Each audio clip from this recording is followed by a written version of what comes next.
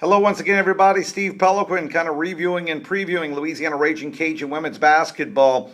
Cajuns got good news earlier this week, being selected to the field of 32 for the 2015 Women's Basketball Invitational. Great stepping stone for Coach Gary Broadhead's squad. Did they accomplish their ultimate goal and go to the NCAA tournament? No, but understand that this is only the second time in program history that they're headed to the postseason. They've never won a postseason game. And again, 19-12 and going to the postseason, playing the entire year without two starters in Savannah Oakley and Brooklyn Arsenault.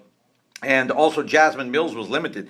Jasmine Mills supposed to be one of the top 12, make it 9 players on their roster, and she was limited to 10 games because of a knee injury. There aren't many schools in the country, minus, of course, the top schools like UConn and South Carolina and those schools.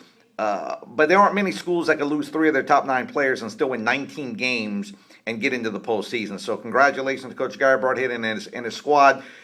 They are the number 2 seed in the West Regional, and they will take on the University of Texas Pan American Thursday night at Earl K. Long Gym.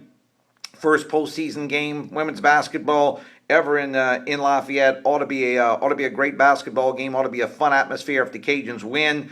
They would host the winner out of McNeese State and Furman. Again, are we making or trying to make the Women's Basketball Invitational to be the NCAA tournament? No, because it's not. Everybody wants to be to the NCAA tournament.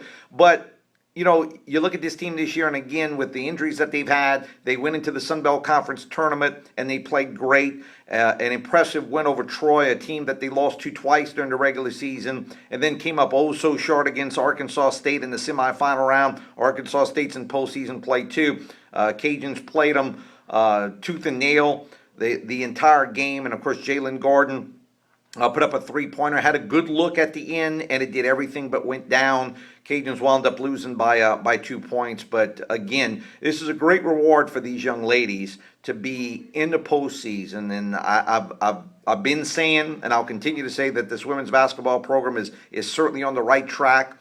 Next year at this time, while the Women's Basketball Invitational is great for this season, it's something that, you don't want to settle for year after year. Next year, you want to take that extra step up. Again, it's a stepping stone. But considering the fact that this is only the 3rd year of this coaching regime, considering the fact that they've played without, 3 of their top 9 players this year, a marvelous achievement for them. 19-12 coming into the game Thursday night. Texas Pan American 19-14. The Bronx out of the WAC.